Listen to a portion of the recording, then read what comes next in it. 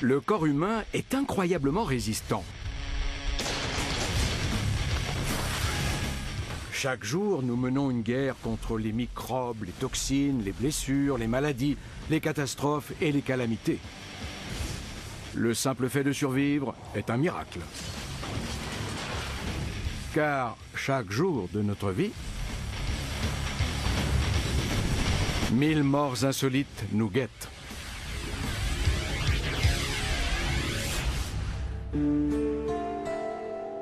Dans quelques instants, Billy Desmaillots va mourir de froid. Beaucoup pensent que c'est une belle mort et qu'on a juste l'impression de s'endormir. Mais si le pauvre Billy pouvait parler, il ne serait pas aussi enthousiaste. Tout le monde l'appelle South Philly Billy. Il a eu ce job aux abattoirs grâce à un cousin qui a des relations.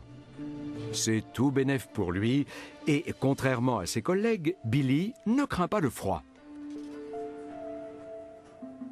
La chambre froide de l'abattoir est maintenue à la température de moins 23 degrés. Parfois, pour rigoler, les employés enferment un collègue pour 1 ou 2 minutes, mais ce jour-là, pour Billy, ce n'est pas une blague. La porte est bloquée!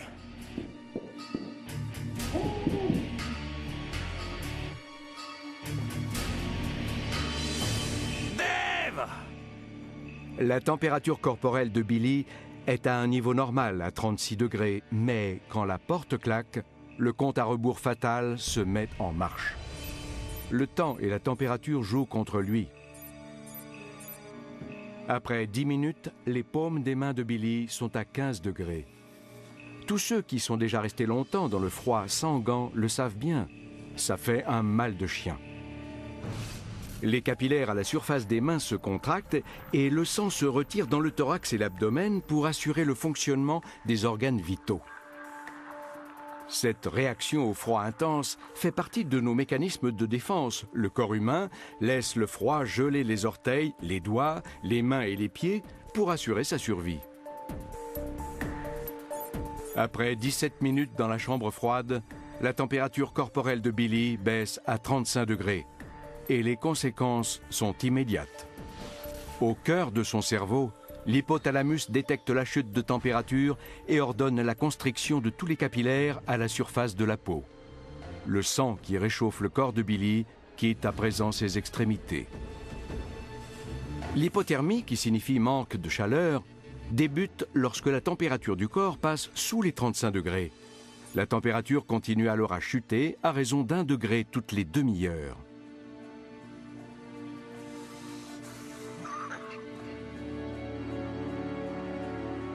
La température corporelle de Billy est passée en dessous de 32 degrés et sa vue commence à baisser. Il ne peut plus distinguer les chiffres sur sa montre. La victime franchit une nouvelle étape. Elle est désormais dans un état d'hypothermie profonde. Son sang s'épaissit et circule plus lentement, ce qui freine son absorption d'oxygène. Ses tissus nerveux deviennent trop froids pour transmettre les signaux électriques, ce qui provoque une arythmie cardiaque. Juste avant que le cœur de Billy ne s'arrête pour de bon, il est frappé par un éclair de lucidité. Ce n'était peut-être pas une si bonne idée finalement de voler de la viande régulièrement. Et c'était une très mauvaise idée que de faire un enfant à la petite fille de son patron âgée de 17 ans.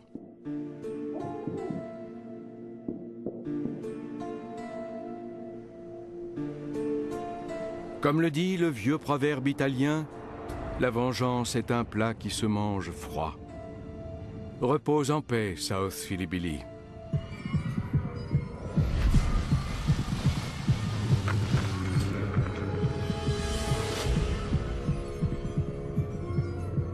Les personnes mortes de froid sont souvent prises pour des victimes d'agressions sexuelles. En effet, juste avant la mort, les vaisseaux sanguins contractés se dilatent, ce qui produit une sensation de chaleur extrême et pousse la victime à se déshabiller. Ce phénomène s'appelle le déshabillage paradoxal.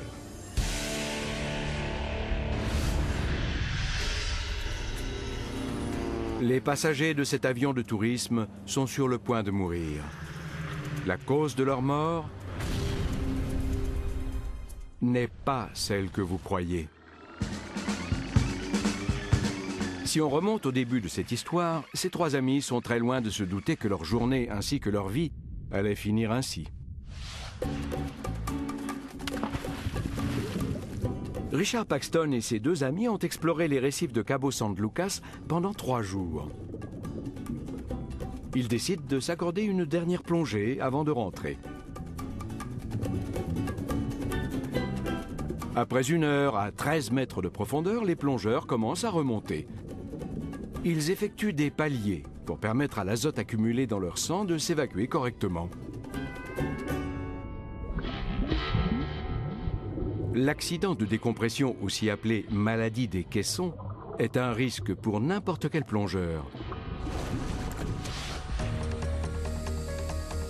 L'île de Catalina abrite le plus grand caisson hyperbar de Californie du Sud.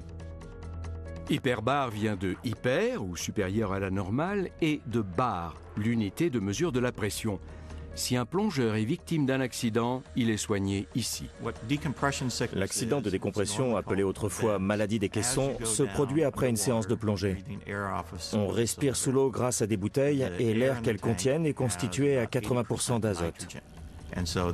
Quand on plonge à une profondeur importante et qu'on reste longtemps sous l'eau, l'azote se dissout peu à peu dans le sang. Si ce gaz n'est pas évacué assez lentement pendant qu'on remonte à la surface, une réaction physique se produit et entraîne la formation de bulles. Ces bulles peuvent également se former autour des articulations et provoquer de vives douleurs. Ces bulles peuvent aussi affecter les nerfs, voire même provoquer une paralysie totale.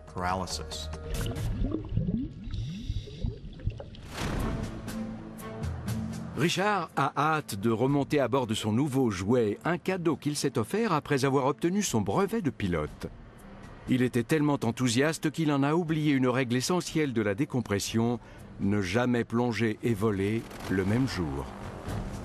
Dès que l'avion non pressurisé décolle pour atteindre sa hauteur de croisière, 3600 mètres, Richard et ses amis commencent à ressentir les premiers symptômes de l'accident de décompression. Plus l'altitude est élevée, plus on a de chances d'avoir un accident de décompression. Le pire des scénarios, dans leur cas, ce sont des dégâts concentrés dans l'appareil vestibulaire. Des bulles se forment dans l'oreille interne, l'organe qui régule l'équilibre, et cela provoque de graves nausées et des vertiges très violents. C'est une très mauvaise idée de voler après avoir fait de la plongée. Richard est aux commandes de l'avion, mais il perd progressivement le contrôle de son corps et de son esprit. Le pire des scénarios est en marche.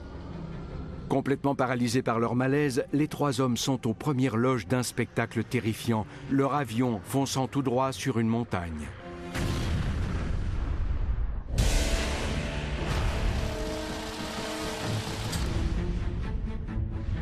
« 1870, New York. Pendant la construction du pont de Brooklyn, les ouvriers sont victimes d'une épidémie mystérieuse, surnommée la maladie des caissons. Après être remontés à la surface, ils s'effondrent sous la douleur. Certains en gardent de graves séquelles et d'autres en meurent. Ils souffrent d'un mal récemment découvert, l'accident de décompression.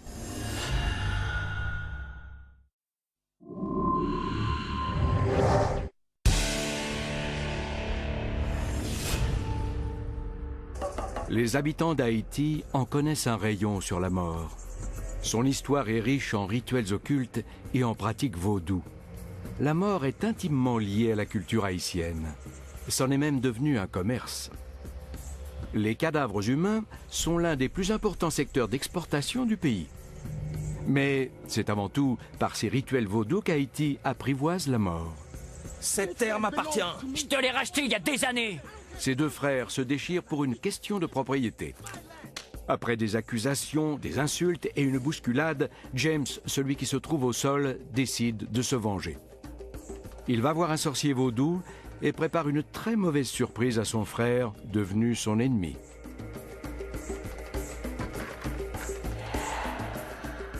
Cette poudre blanche semble inoffensive. Mais elle contient un poison à action lente, la tétrodotoxine, aussi appelée TTX. Cette toxine est extraite des poissons de la famille des tétraodons, considérée dans certaines cultures comme un mets délicat. Mais le risque est grand. On trouve la tétrodotoxine dans certains poissons, comme le fugu, très prisé au Japon. Quand les gens en mangent, c'est parfois pour réaliser une forme d'exploit, à savoir ingérer juste assez de chair de poisson et de tétrodotoxine pour provoquer un empoisonnement localisé dans la bouche. Mais si vous en mangez trop, ou si vous mangez certaines parties spécifiques, comme les organes internes, vous risquez un empoisonnement à la tétrodotoxine. À peine 2 jours après sa querelle avec son frère, James est déclaré mort. Mais en fait, lors de son enterrement, il est juste paralysé, tel un zombie, conscient mais incapable de bouger ou de crier. On l'enterre vivant et il ne peut rien y faire. En cas d'empoisonnement sévère, on observe une hypotension, un rythme cardiaque anormal et une paralysie qui commence par les jambes et qui remonte dans tout le corps. Après les funérailles, le cercueil de James est exhumé par des pilleurs de tombes. Lorsqu'ils l'ouvrent, ceux-ci tombent nez à nez avec l'horrible destin de James, qui a passé les dernières minutes de sa vie à gratter frénétiquement le couvercle jusqu'à s'en déchiqueter les doigts.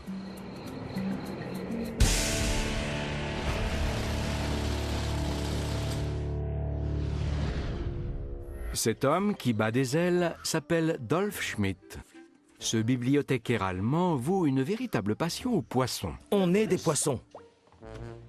Dolph veut se rapprocher autant que possible des poissons. Il veut nager comme eux et surtout avec eux. Pour réaliser son rêve, cet ichthyologiste amateur va jusqu'à fabriquer une combinaison de poissons. Il récupère un vieux matelas à eau, le découpe et l'assemble pour former une tenue d'homme-poisson. Dolph a hâte d'essayer sa nouvelle combinaison. Il se rend au lac voisin et là, il enfile sa tenue de poisson et se dirige vers l'eau. Mais il se déplace lentement et il commence très vite à surchauffer. Notre corps produit de la chaleur et nous devons la dissiper dans notre environnement. Toutes les cellules sont métaboliquement actives et quand de l'énergie est produite, de la chaleur se dissipe. Le corps humain possède des millions de glandes sudoripares situées juste sous la peau. Quand la température du corps augmente, la sueur se forme dans ces glandes et est sécrétée à la surface. Quand la sueur s'évapore, la chaleur est dissipée et le corps se refroidit. Dans cet exemple, le matériau utilisé par cet homme est totalement imperméable et aucun échange avec l'extérieur n'a lieu. Ça crée une sorte de microclimat sur sa peau. L'effet est alors doux. Il n'évacue plus la chaleur par la transpiration, ni par le rayonnement thermique. Il n'avait donc aucun moyen de réguler sa température. Si la température extérieure avait été basse, cela aurait pu le sauver. Malheureusement pour Dolph, il fait très chaud, 36 degrés. Il se dirige vers la rive du lac, mais très vite, il ressent les premiers effets de l'hyperthermie. Au début, ça commence par l'apparition de crampes musculaires. Ensuite, les symptômes s'aggravent avec une baisse de la tension artérielle, des signes de délire et de perte d'équilibre. Ensuite, c'est l'hyperthermie grave. Arrivé à ce stade, si on n'est pas rapidement rafraîchi, la mort est inévitable. Pour atteindre un tel état, il faut normalement environ 3 heures. Mais il fait si chaud et Dolph a dépensé tellement d'énergie qu'il ne lui a fallu que 15 minutes. Le bord de l'eau est presque à portée de main, mais la température corporelle de Dolph dépasse les 42 degrés. Juste avant de mourir, Dolph réalise son vieux rêve. Il sait maintenant ce que c'est que d'être un poisson hors de l'eau.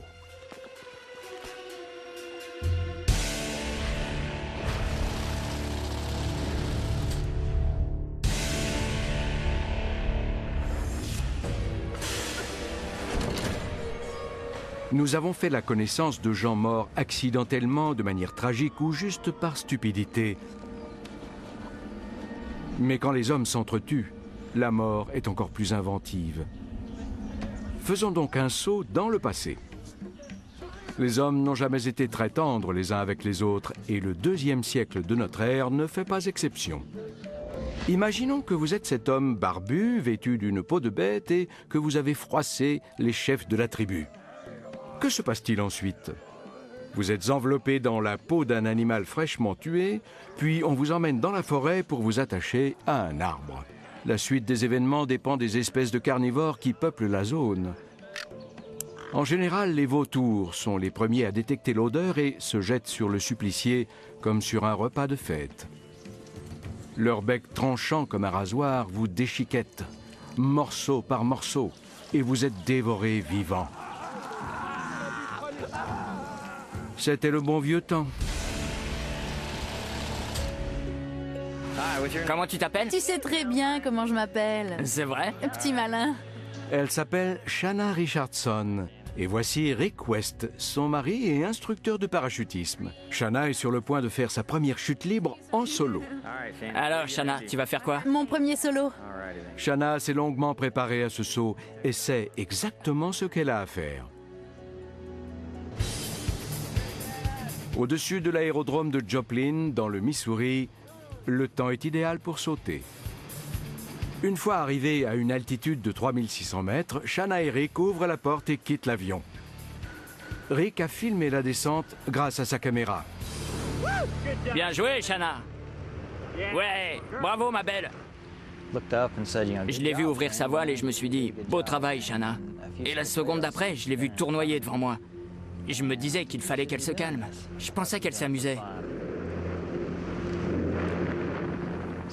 Quelques secondes plus tard, je me suis rendu compte qu'elle ne s'amusait pas et qu'il y avait un problème.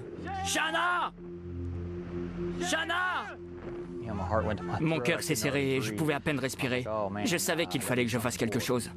Mais quoi? Me rapprocher? Elle était si proche de moi que je me disais, si seulement je pouvais l'attraper. Mais je savais qu'en pratique, si j'essayais, nos voiles s'en mêleraient et on mourrait tous les deux.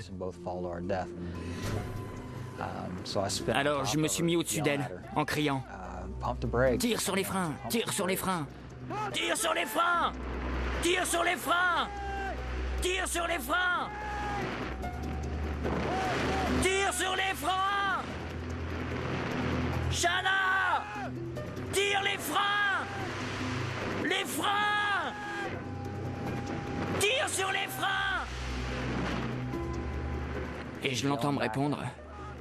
Elle dit qu'elle tire sur les freins, mais que ça marche pas. On ne l'entend pas sur la vidéo, mais c'est vrai.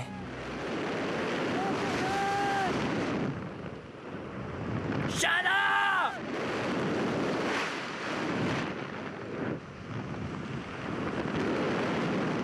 Shanna! Les freins! Et je ressens... En approchant du sol, j'ai commencé à avoir la nausée. Shanna!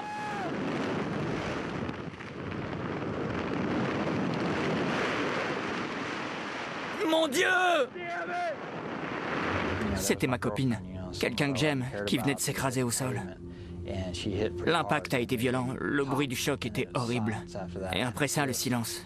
Je pensais qu'elle était morte. Shanna! Shanna! J'ai éteint la caméra, j'ai couru vers elle. Son parachute partiellement ouvert ralentit sa chute. Mais Shanna tombe encore très vite et elle heurte le bitume à près de 90 km/h face la première. Elle avait perdu pas mal de dents. Elle saignait des yeux, des oreilles, du nez. C'était vraiment dur à voir. Elle m'a demandé... Je suis vivante? Voici donc quelqu'un qui aurait dû mourir, mais qui s'en sort miraculeusement. Contre toute attente, Shanna Richardson survit à sa terrible chute. Elle a échappé à une mort insolite et a trouvé une façon de survivre.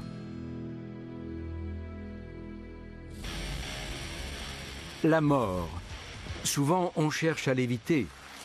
Parfois, on la défie en niant son existence. Mais elle fait autant partie de nos vies que la vie elle-même. Que ce soit par un coup du sort malheureux ou par la main vengeresse du destin, chaque commencement a une fin.